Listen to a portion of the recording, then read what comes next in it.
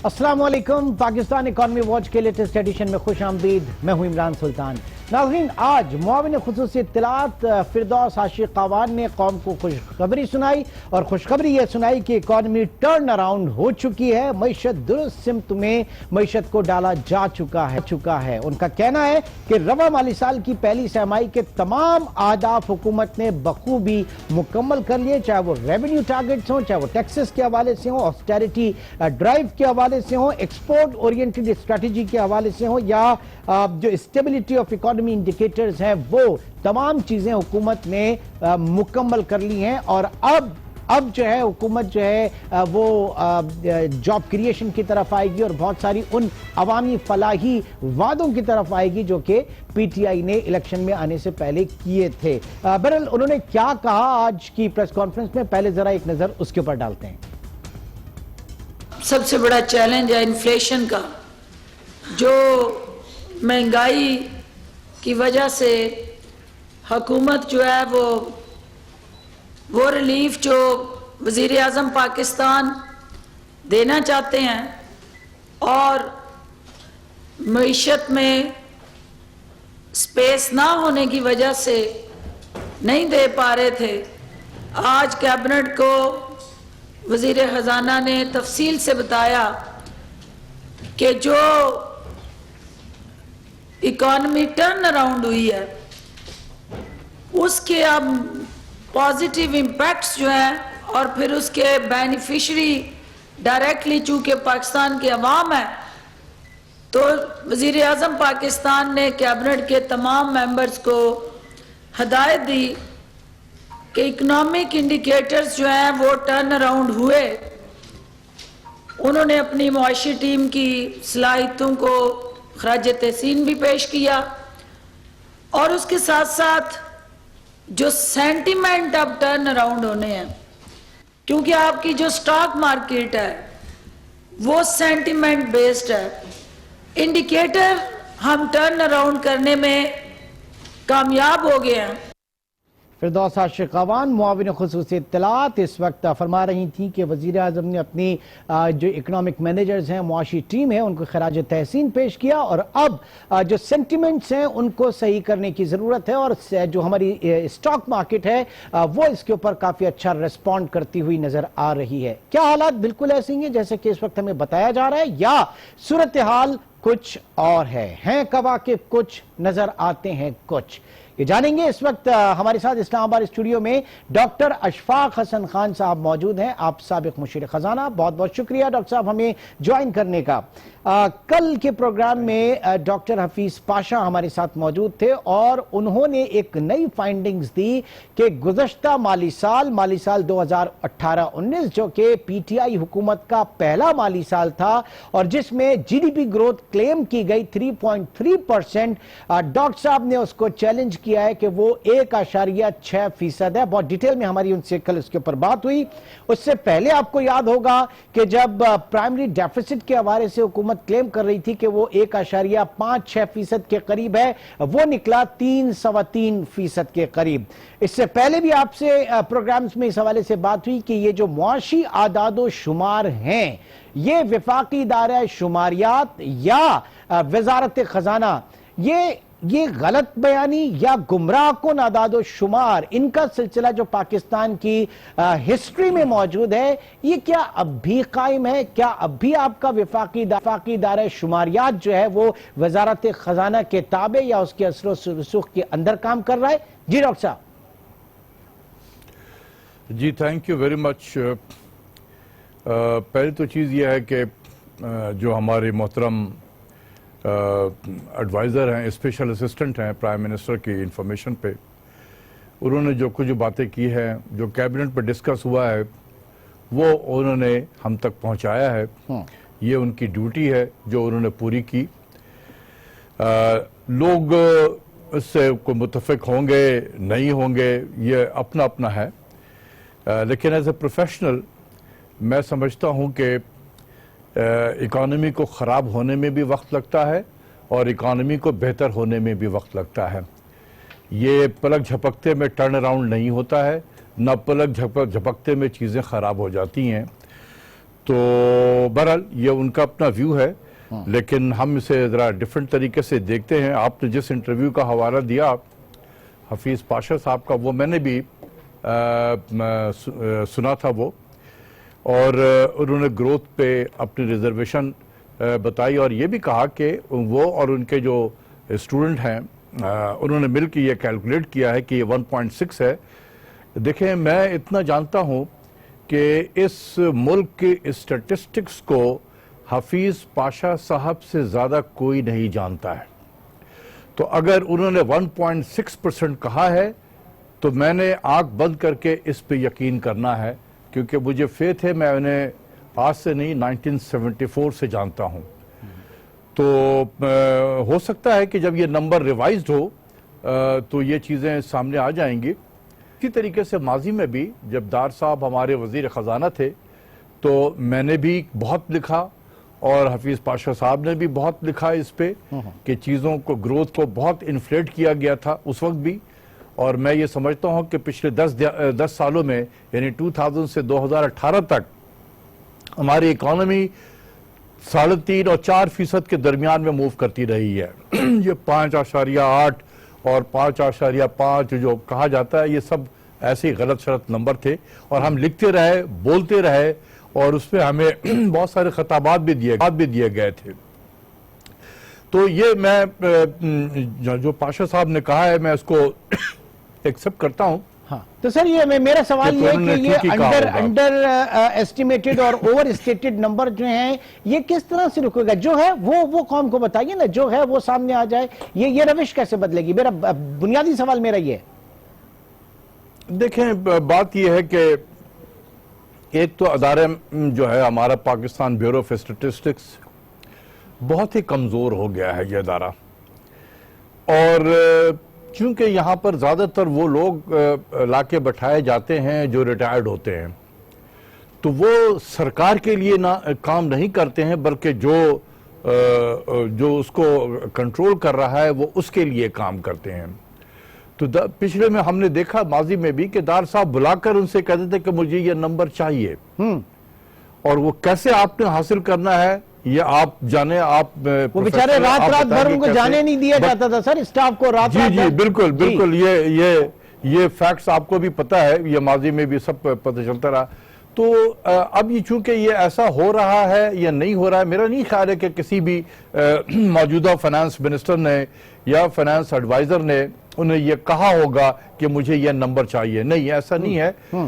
یہ میں اگر اس میں کمزوری ہوئی ہے تو ایک تو فلو آف انفارمیشن جو ان کے پاس اویلیبل ہوگا وہ اسی کے بیسس پہ یہ کرتے ہیں. چلیں سر آگے بڑھتے ہیں، کمزوری ہے. ہاں آگے بڑھتے ہیں. آئی ایم ایف کا کہ جو مشن آیا ہوا تھا، ریویو مشن، اس کا پہلی جو ہے وہ فرسٹ ریویو کمپلیٹ ہو گیا، مکمل ہو گیا. سب اچھا ہے کہ رپورٹ ہے، پاکستان نے اچھا پرفارم کیا، اس میں کوئی شک نہیں. لیکن یہ بھی کہا جا رہا ہے کہ جب سیکنڈ ریویو ہوگا اس میں کافی مشکلات کا اندیشہ ہے، کیونکہ آپ کے پاس 4 مہینے بعد ایف اے ٹی ایف کھڑا ہے، اور 30 جنوری کے بعد شناختی کارڈ والا جو معاملہ جو اس وقت دب گیا تھا وہ بھی سر اٹھائے گا. تو ایسی صورتحال میں، اور پہلی مرتبہ آئی ایم ایف نے اپنی رپورٹ میں کہا ہے واضح طور پہ کہ پاکستان کو ایف اے ٹی ایف کے حوالے سے بہت زیادہ کرنے کی ضرورت ہے. اس سے پہلے حالانکہ ان کا کوئی براہ راست کوئی وہ نہیں ہے. تو یہ سیکنڈ ریویو جو ہے وہ آپ مشکل دیکھ رہے ہیں؟ پھر دیکھیں ہوگا، چیلنجنگ تو ہے، بالکل ہے، خاص کر ریونیو کے معاملے میں ہوگا. دوسرا یہ کہ انہوں نے یہ بھی کہا کہ جی آپ سوشل سیکٹر کو پروٹیکٹ کریں اور ڈیولپمنٹ اسپینڈنگ کو بھی پروٹیکٹ کریں. تو یہ کیسے ممکن ہو سکتا ہے کہ آپ ڈیولپمنٹ اسپینڈنگ کو بھی پروٹیکٹ کریں، سوشل سیکٹر کے اسپینڈنگ کو پروٹیکٹ کریں، اور ساتھ میں پرائمری بیلنس کے جو ٹارگٹ ہیں اس کو بھی اچیو کریں؟ یہ اسی صورت میں ہوگا، 2 صورتوں میں ہوگا. اگر ان دونوں کو یا ڈیولپمنٹ کو اگر آپ پروٹیکٹ کرتے ہیں تو یا ریونیو کو میسو انکریز کریں آپ، یا ڈیفنس کو میسو طریقے سے کٹ کریں. اس کے علاوہ اور کوئی جادو کی چھڑی ہے نہیں ہمارے پاس میں. یا ریونیو کو میسو بڑھائیں یا ڈیفنس کو میسو کٹ کریں، تو پھر یہ آئی ایم ایف کا ٹارگٹ اچیو ہو سکتا ہے. ابھی یہ پہلا کوارٹر تھا، اس میں اتنے زیادہ کوئی خاص اس قسم کے ٹارگٹ اتنے زیادہ سخت نہیں تھے، لیکن جیسے جیسے وقت گزرتا جائے گا آپ کا ریونیو کا ٹارگٹ بھی بہت بڑھتا چلا جائے گا، ہم نے آلریڈی ڈیولپمنٹ اسپینڈنگ کو کٹ کرنا شروع کر دیا ہے. اگر وہ کہتے ہیں کہ اسے آپ پروٹیکٹ کریں تو پھر کس کو بڑھایا جائے؟ کیا مزید ریونیو کو بڑھایا جائے؟ اس اکانومی میں جان نہیں ہے. جب آئی ایم ایف خود کہتا ہے کہ 2.4% گروتھ ہوگی اس مالی سال میں, تو اس اکانومی سے آپ کیا ایکسپیکٹ کرتے ہیں کہ وہ ابھی جو ٹارگٹ رکھا ہوا ہے کچھ 44% گروتھ ہے ریونیو میں. یہ ایک کامن سینس کی بات ہے. میں کبھی کبھی سوچتا ہوں کہ آئی ایم ایف والے شاید ہمارے ساتھ مذاق بھی کر رہے ہیں کہ ایسے اٹھایا دے دیا کہ یہ اکٹھا کرو, ہم لگ گئے اس کام پہ. دیکھیں اکنامکس کا کوئی اصول ہوتا ہے, کوئی ٹیکس الاسٹیسٹی نام کی بھی چیز ہوتی ہے, کوئی ٹیکس بوئنسی نام کی بھی چیز ہوتی ہے. آئی ایم شور کہ آئی کے جو لوگ ہیں ان کو ان سب چیزوں کا پتہ ہے. شاید ہمارے لوگوں کو نہ پتہ ہو لیکن ان کو یہ بالکل پتہ ہے. تو ایک جو اکنامکس کے اصول ہیں اس کی یہ خلاف چیز ہے. تو یہ مجھے ایسے لگتا ہے کہ جیسے کسی نے شرارت میں آپ کو دے دیا کہ بھئی یہ نمبر یہ اکٹھا کرو تم ریونیو. ہمارے پاس شاید کوئی چارہ نہیں تھا, ہم نے کہا کہ ٹھیک ہے سرکار جو آپ کا حکم ہے ہم بجائے لانے کی کوشش کرتے ہیں, وہ کوشش کی جا رہی ہے. لیکن یہ بہت چیلنجنگ ٹاسک ہے. پہلا ریویو ہو گیا, بہت اچھی چیز ہے اور میں مبارکباد بھی دیتا ہوں کہ بڑا پیسفل طریقے سے سب کچھ ہو گیا. لیکن آگے بہت سارے چیلنجز ہیں.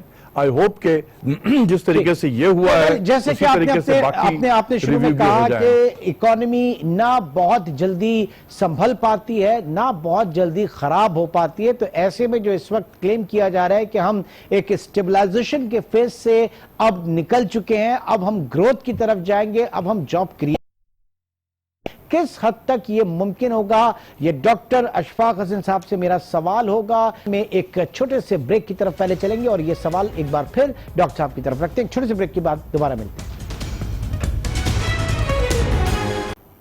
جی مشیر خزانہ 17 روپے کلو ٹماٹر کا عندیہ دے رہے ہیں. ڈاکٹر صاحب کیا آپ نے اسلام آباد میں کہیں چیک کیا یہ فگر کہاں سے؟ کیونکہ فگرز کے اوپر ہی بات ہے, اعداد و شمار کے اوپر ہی بات ہے. یہ کیسی رپورٹس پہنچ رہی ہیں؟ دیکھیں this is a very sad affair, very sad affair. اس میں کوئی شک نہیں ہے کہ ملک کا وزیر خزانہ یا ایڈوائزر خزانہ جو ہے وہ اتنا ill informed ہو. کیا یہ نئی چیز ہے اس کے لیے؟ میرا نہیں خیال ہے کہ جو لوگ جانتے ہیں زرداری صاحب کے زمانے سے, جب یہ اس وقت بھی وزیر خزانہ تھے, وہ اسی طریقے سے ill informed ہوتے تھے. اور اس میں ان کا بھی قصور نہیں ہے کیونکہ وہ اس ملک کے باشندے یہاں رہتے نہیں ہیں. وہ تو جو شخص اس ملک میں رہتے نہیں ہے اسے کیا پتا ہے کہ یہ دال چاول کی قیمت کیا ہے؟ نہ کبھی اس کو ضرورت پڑتی ہے مارکیٹ میں جانے کے کہ ہے کیا, نہ یہ ڈیٹا کو سمجھنے کی ضرورت بھی شاید پیش نہیں آتی ہوگی کہ پتہ تو کر لیں کہ اس وقت ملک میں صورتحال ہے کیا. تو دس is a very sad affair کہ جی آپ کا وزیر خزانہ اتنا ill informed ہو, تو پھر ملک کی پالیسی کس طریقے سے بن رہی ہوگی آپ اس کا اندازہ خود کر سکتے ہیں. ٹھیک سر, وہ جو بریک پہ جانے سے پہلے بات کی تھی اسٹیبلائزیشن فیز کی اور جاب کریشن کے حوالے سے, آج تو ہیڈ لائنز بھی لگی ہیں کہ اب حکومت جو ہے وہ جاب کریشن کے اوپر فوکس کرے گی. دیکھیں بات یہ ہے کہ آئی ایم ایف کے پروگرام جو ہے بذات خود ایک اسٹیبلائزیشن پروگرام ہے.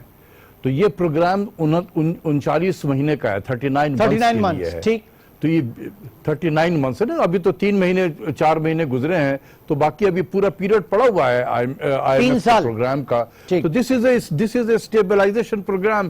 3 سال ابھی آپ نے اسی اسٹیبلائزیشن کے پروسیس سے گزرنا ہے. تو آپ کہاں سے آئی ایم ایف کے پروگرام میں رہتے ہوئے, this is a demand management programme, demand destruction programme. تو ہر ساری پالیسیز بنتی ہے کہ کس طریقے سے ڈیمانڈ کو ڈسٹرائے کیا جائے. تو جب ایک طرف پالیسیز جو ہے ڈیمانڈ کو ڈسٹرائے کر رہی ہے تو سپلائی کون کرے گا؟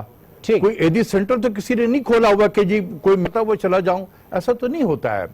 تو آئی ایم ایف کا پروگرام اسٹیبلائزیشن پروگرام ہے. یہ گروتھ کا پروسیس شروع ہوگا 3 سال کے بعد, جب ہم اس پروگرام سے بخیر و عافیت پورے نکلیں گے. بخیر عافیت نکلیں گے. لیکن میں آپ کو یہ بتاؤں کہ ابھی بھی چانس ہے, اور یہ ہم بار بار جو حکومت سے کہتے رہتے ہیں کہ خدا کے واسطے یہ ڈسکاؤنٹ ریٹ کو تھوڑا نیچے لاؤ, کیونکہ ہم نے اکانومی کو جیم کر دیا ہے، سفوکیٹ کر دیا ہے۔ سر میں آ جاتا ہوں اس طرف، میں آ جاتا ہوں، ذرا اس طرف بھی آ جاتا ہوں۔ اس سے پہلے جو یہ اسٹیبلائزیشن کی بات ہو رہی تھی اور آپ نے کہا کہ ڈیمانڈ مینجمنٹ، اور اس ڈیمانڈ مینجمنٹ میں جو ایک اصطلاح بہت زیادہ استعمال ہوئی اور ہر کوئی اس کے اوپر ٹویٹ بھی کر رہا ہے، وہ کرنٹ اکاؤنٹ میں خسارے میں نمایاں کمی۔ تو اس کرنٹ اکاؤنٹ کے خسارے میں نمایاں کمی کی معیشت کیا قیمت ادا کر رہی ہے، اکنامک ایکٹیویٹی کیا قیمت ادا کر رہی ہے؟ بالکل صحیح کہہ رہے ہیں، اور یہی چیزیں بار بار پرائم منسٹر کو بتائے جاتے ہیں کہ یہ دیکھیں ہم نے ٹریڈ گیپ بھی کم کر دیا، ہم نے کرنٹ اکاؤنٹ ڈیفیسٹ بھی ہمارا کم ہو گیا ہے، تو بیلنس پیمنٹ کا ایشو جو ہے وہ ٹھیک ہو گیا ہے، ہمارا بالکل قابو میں آ گیا ہے۔ دیکھیں جہاں تک نمبروں کا تعلق ہے، یس ٹریڈ گیپ میں کمی ہوئی ہے، یس ہمارا کرنٹ اکاؤنٹ ڈیفیسٹ میں ایک کوارٹر میں تقریباً 2.7 بلین ڈالر کی کمی ہوئی ہے ایک کوارٹر میں، اور یہی اگر رفتار رہی تو میرا فورکاسٹ یہ ہے کہ سال میں کرنٹ اکاؤنٹ ڈیفیسٹ نہیں ہوگا۔ لیکن یہ بھی دیکھا جاتا ہے کہ ایک چیز کو اچیو کرنے کے لیے ہم نے جو پالیسیز ہم نے اڈاپٹ کیے ہیں وہ ایسی پالیسیز تھی جس کو ہم نے اوور کل کر دیا، ضرورت سے زیادہ ہم نے اتنا ٹائٹ کیا کہ لوگ سانس نہیں لے رہے ہیں۔ آپ نے اکنامک ایکٹیویٹی ملک میں بالکل بند کر دی ہے، تو جب اکنامک ایکٹیویٹی بند ہو جائے گی تو امپورٹ کس لیے کریں گے؟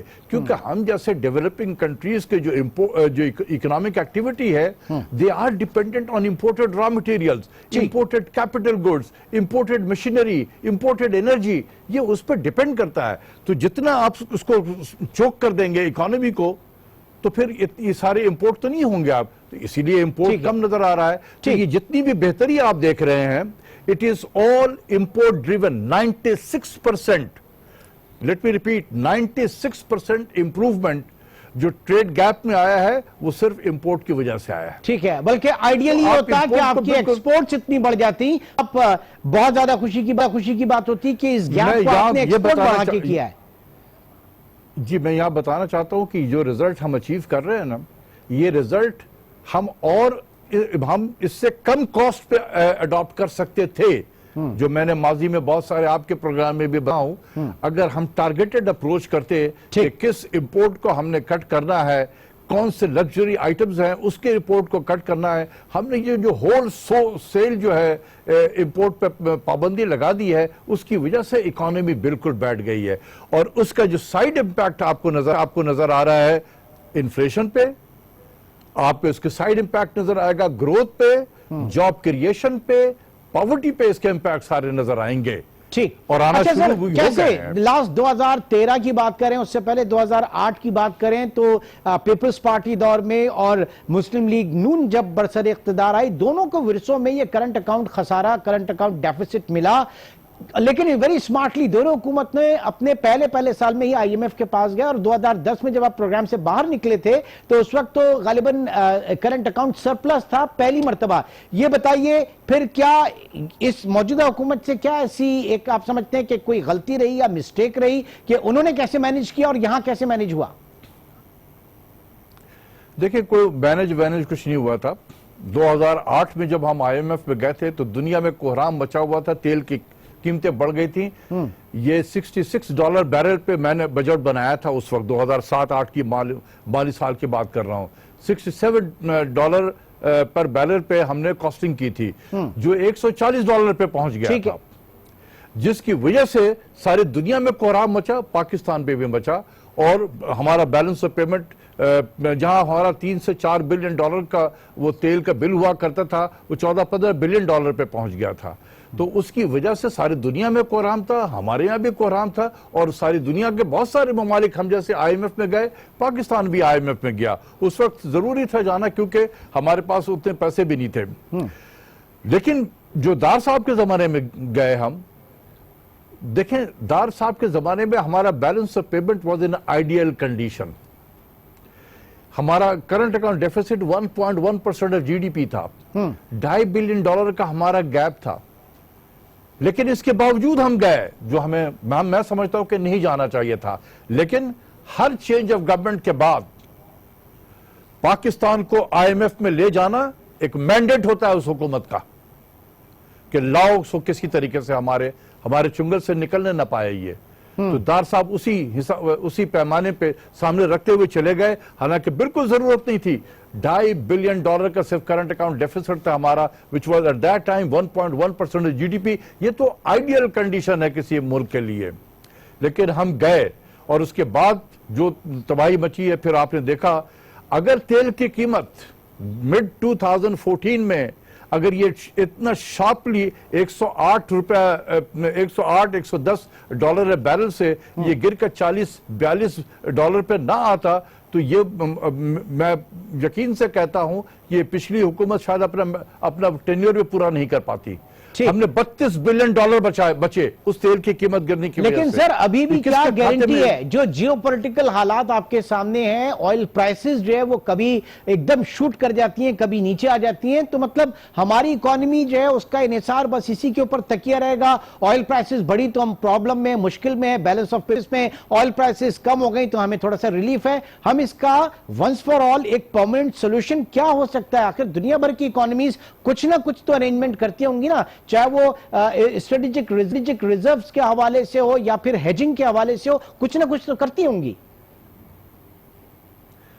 دیکھیں بات یہ ہے کہ جتنے بھی import dependent oil import dependent countries ہیں ان سب کے ساتھ یہی پرابلم ہے. Pakistan is also an oil import dependent economy. تو ہم تو دنیا کے ویگریز پہ انٹرنیشنل پرائسز اوپر جائیں گے, نیچے آئیں گے, ہمیں اگر اوپر گئے تو نقصان ہوگا, نیچے گئے تو ہمیں بینیفٹ ہو جائے گا. یہ تو ہوتا رہے گا, صرف پاکستان میں نہیں ہوتا, یہ باقی جگہوں پہ بھی ہوتا ہے. لیکن میں آپ کو بتاؤں بہت سارے نئے جو آئل کے جو ریزروز ہیں وہ نئے ملکوں میں اور آ گئے ہیں. تقریباً اس وقت جو ہے 80 million barrel per day oil کی ڈیمانڈ ہے مارکیٹ میں, اور سپلائی اتنی ہو رہی ہے, اس لیے بیلنس ہے اس وقت مارکیٹ. یہ 1 ملین بیرل اور ایڈ ہو جائے گا پر ڈے کے حساب سے. تو آپ دیکھیں کہ دوسری چیز یہ کہ امریکہ کے پاس بہت آئل کے ذخائر موجود ہیں, تو وہ جب ضرورت پڑے گی وہ مارکیٹ میں لے آئیں گے. میں نہیں سمجھتا ہوں کہ انٹرنیشنل مارکیٹ میں آئل کی قیمت پھر اس سطح پہ جائے گی. یہ جس رینج میں ہے اسی رینج میں ہی موو کرے گی, کیونکہ سپلائی زیادہ ہے ڈیمانڈ کے مقابلے میں. دیکھیں آپ دنیا کے گروتھ کو لے لیں, اکنامک ایکٹیویٹی چائنا میں سلو ڈاؤن ہو رہا ہے, یو ایس میں خود سلو ڈاؤن ہو رہا ہے.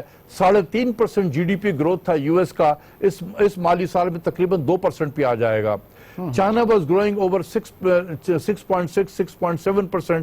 اس سال وہ 6% پہ آ جائے گا. ہو سکتا ہے کہ اگلے سال وہ 5.8% پہ چلا جائے. These are the forecasts. سر جتنا نیچے گرتے ہیں آئل پرائسز, جتنی نیچے آتی ہیں, پاکستان کے لیے بلیسنگ ان ڈسگائز ہوگا کہ آئل پرائسز جتنا ہمارے نیچے آئیں اتنا ہی ہمارا امپورٹ بل جو ہے وہ ہمارے فیور, اور جتنا امپورٹ بل ہمارے فیور میں آئے گا ہماری اکانومی جو ہے اس کو اسپیس ملے گا. ڈاکٹر اشفاق حسن صاحب اس وقت ہمارے ساتھ موجود ہیں پروگرام میں. ایک چھوٹے سے بریک کے بعد دوبارہ ملتے ہیں.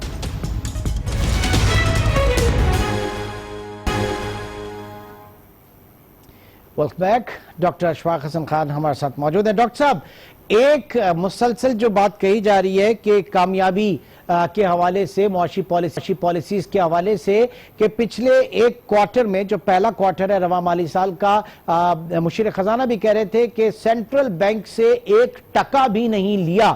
تو یہ ذرا تھوڑا سا بتائیے گا, کیونکہ جب آپ IMF پروگرام میں جاتے ہیں تو اس کی پہلی شرطوں میں سے ایک شرط یہ بھی ہوتی ہے کہ حکومت مرکزی بینک سے قرضہ نہیں لے گی, کیونکہ وہ چھاپ کے دیں گے اور انفلیشنری پریشر ایک بڑھے گا. آپ جائیں گے کمرشل بینکوں کے پاس, اب کیا کمرشل بینکوں کے پاس اتنے اربوں خربوں روپے موجود ہیں کہ وہ حکومت کو لینڈ کریں, اور اگر ان کے پاس نہیں ہے تو ان کے پاس یہ پیسہ کہاں سے آ رہا ہے؟ تھوڑا سا سسٹم ہمیں بتا دیجیے گا. دیکھیں بات یہ ہے کہ اسی لیے کہتے ہیں نا کہ it is the beauty of keeping your nation illiterate. یہ پہلے زمانے میں کہا جاتا تھا کہ اگر آپ نے حکمرانی کرنی ہے تو اپنی قوم کو جاہل رکھو, تاکہ جو آپ بولے وہ لوگ یقین کر لیں گے. یہ میں اکثر سن رہا ہوں یہ بات, یعنی کہ گورنر سینٹرل بینک نے بھی یہ بات کی کہ جی دیکھیں ہم بورو نہیں کر رہے ہیں سینٹرل بینک سے, حکومت نہیں بورو کر رہی ہے. بھائی IMF کے پروگرام میں جو بھی ملک جاتا ہے سب سے پہلی پابندی یہی لگتی ہے کہ آپ نے سینٹرل بینک سے بورو نہیں کرنا ہے. آپ کو اگر اپنے بجٹ کے خسارے کو پر کرنا ہے تو آپ جائیں اپنے ٹریجری بل کے ذریعے سے, لانگ ٹرم بانڈ کے ذریعے سے آپ مارکیٹ سے بورو کریں اور اپنے بجٹ کے خسارے کو پورا کریں. آپ سینٹرل بینک سے بورو نہیں کر سکتے. اچھا اب یہ جب ہم آئی ایم ایف میں گئے ہیں تو یہ تو ہوگا کہ ہم نے یہ تو ہم نے اب دیکھا نا کہ کمرشل بینک سے بورو کرنا آپ کے جو ٹریجری بلز جو ہیں وہ بہت زیادہ اس کے بڑے لیکریٹو ہو گئے ہیں. اس سے پہلے کیا بینکوں کو اتنی لیکویڈیٹی خود اسٹیٹ بینک اومو کر کے نہیں دے رہا تھا؟ یہ تو آپ لے تو وہیں سے رہے, کان یہاں سے پکڑے یا وہاں سے پکڑے, بات تو ایک ہی ہے.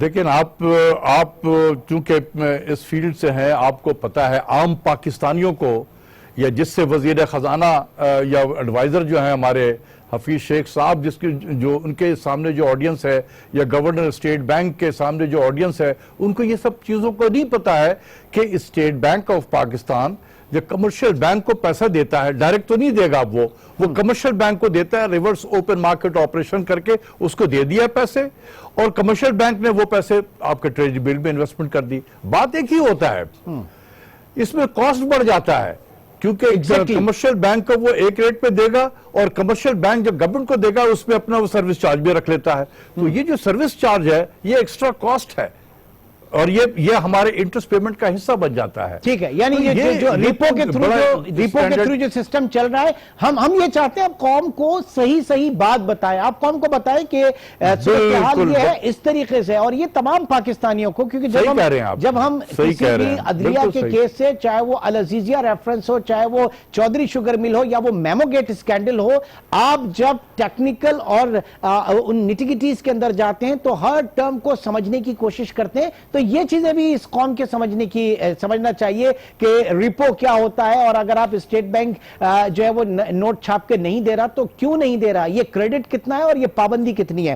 بہرحال مزید آگے بڑھتے ہیں. سر, اس وقت جو ہاٹ منی کی بڑی بات ہو رہی ہے, 13.25% پہ ہاٹ منی پاکستان میں, پاکستان کی ڈیٹ سیکیورٹیز کے اندر کچھ نمبرز ہیں اس وقت, اگر میں آپ کے ساتھ شیئر کروں اور نمبر اگر مجھے مل بھی جائیں, کہ جو ہماری جولائی ٹل ڈیٹ جو ٹی بلز کے اندر فورن انفلوز ہوئے $160 ملین کے اضافے سے, اس کا کوانٹم $689 ملین پہ پہنچ گیا.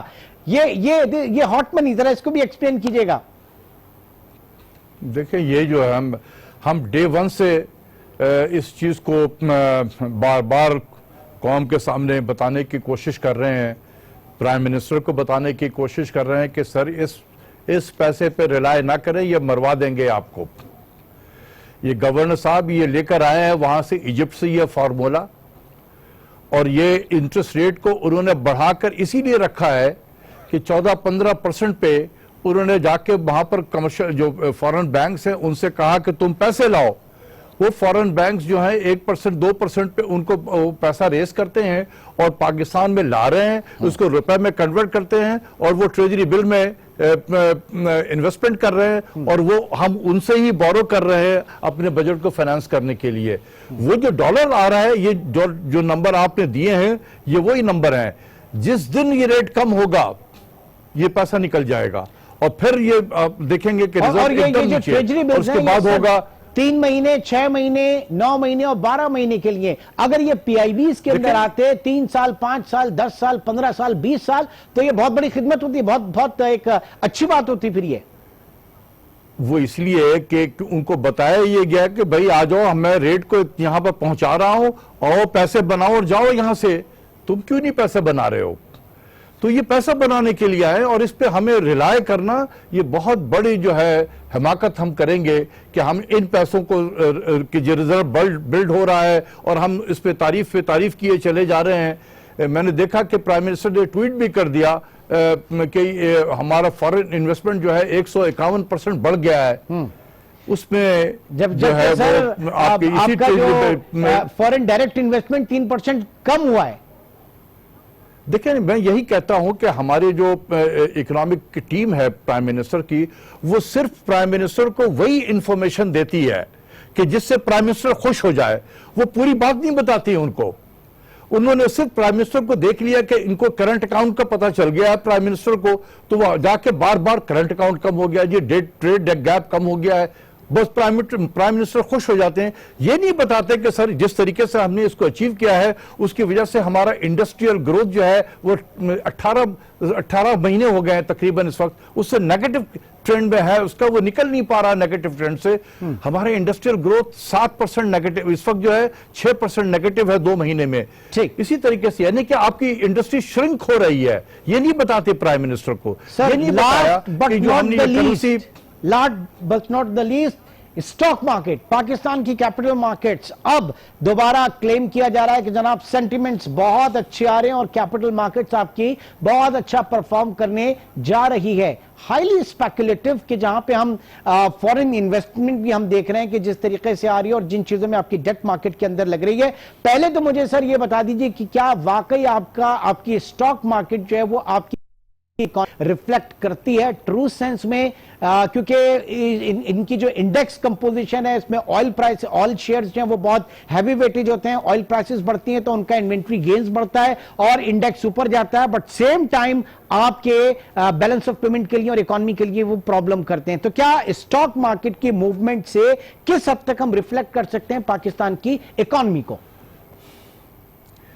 देखिए, ये असल में जब हमारे पास पॉवर्टी ऑफ गुड न्यूज हो ना, पॉवर्टी ऑफ गुड न्यूज, तो हम इसी सब छोटी छोटी चीजों को हम पकड़ते हैं। मैं लोगों को बताना चाहता हूं कि देखिए, हम जैसे डेवलपिंग कंट्रीज में स्टॉक मार्केट और रियल इकोनॉमिक एक्टिविटी में कोई कोरिलेशन नहीं है। ये मेरा अपना भी इंपीरिकल एविडेंस है जो मैंने इंटरनेशनल जर्नल में पब्लिश भी किया है पाकिस्तान के केस को। हमारी जो स्टॉक मार्केट है बड़ी छोटी सी होती है, 6, 7, 8 लोग इसको ऊपर नीचे आराम से कर सकते हैं, और ये इंफॉर्मेशन ड्रिवन होती है, ये इवेंट ड्रिवन होती है। कल को कोई अच्छी खबर आ जाए एकदम शूट कर जाएगा ऊपर, कोई बुरी खबर आ जाए नीचे आ गई, तो आप क्या कहेंगे कि जिस दिन नीचे आ गई है बुरी खबर की वजह से, किसी भी कोई अगर बॉर्डर पे कोई टेंशन हो जाए या मिडिल ईस्ट में कोई ऐसे हालात जंग के क्रिएट हो जाए, उसका इंपैक्ट होता है। बाहर के मुल्कों में भी अगर कुछ हुआ, क्योंकि ये मार्केट्स आपस में बड़े इंटीग्रेटेड होते हैं, अगर अर्जेंटीना के में कोई क्राइसिस हो जाए तो उसका इंपैक्ट हमारे यहां भी पड़ेगा, तो हम क्या कहेंगे इकोनॉमी खराब हो गई है, सेंटिमेंट खराब हो गया। तो ये लेकिन सर उसमें जो ब्यूटी है, जो चीज अच्छी होनी चाहिए कैपिटल मार्केट्स के लिए, मार्केट ब्रॉड बेस होनी चाहिए, ज्यादा से ज्यादा कंपनीज उसमें लिस्ट होनी चाहिए, जिनको अगर फाइनेंसिंग चाहिए तो चीप फाइनेंसिंग उनको वहां से मिले, ये चीजें बेहतर पहलू है। लेकिन हमारे यहाँ कंपनीज की लिस्टिंग इतनी नहीं बढ़ी जितनी हमारे यहाँ ये चीज स्पेकुलेटिव चीजें ज्यादा बढ़ रही हैं। सबसे एक चीज सबसे जरा कॉमन से, ये आम पब्लिक के लिए मैं बता रहा हूं कि रियल इकोनॉमिक एक्टिविटी से स्टॉक मार्केट का कोई लिंक नहीं है। वो सिर्फ एक कागज है, तो शेयर होता है जो सेल और परचेज होता रहता है, बस। इसका इकोनॉमी से कोई लिंक नहीं है। तो ये जो है ना, इस किस्म की बातें, जाहिर सी बात, अगर हमारे पास अच्छी खबर देने के लिए कुछ जेब में है नहीं, तो फिर इसी को हम कहते हैं कि स्टॉक मार्केट ऊपर जा रही है। जब नीचे आ जाएगी तो ये कोई इसमें जिक्र ही नहीं करेगा कि स्टॉक मार्केट क्यों नीचे आ गई है। क्या हम कहेंगे कि सेंटिमेंट खराब हो गया है, इकोनॉमी खराब हो गई है? डॉक्टर साहब बहुत बहुत शुक्रिया। तफसीलन आज आपसे इन तमाम उमूर के ऊपर गुफ्तगू रही, और एक कोशिश यही है कि पाकिस्तान की आवाम इकोनॉमी के हर पहलू को समझने की कोशिश, यही इस प्रोग्राम का जो है एक मिशन है। इंशाल्लाह आपसे अगले प्रोग्राम में मुलाकात होगी। अपना बहुत ख्याल रखिएगा। अल्लाह हाफिज।